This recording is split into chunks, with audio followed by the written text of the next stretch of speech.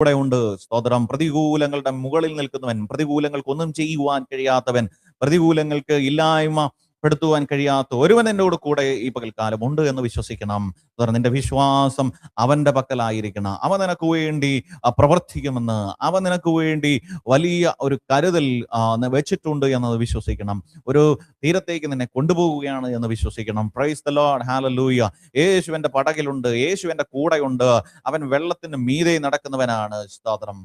Praise the Lord. ആ പ്രതികൂലങ്ങളുടെ മുകളിൽ കൂടെ നടക്കുവാൻ അധികാരമുള്ള ഒരുവനുണ്ട്. യേശു നടന്നതിന്റെ അടുക്കലേക്ക് വരും.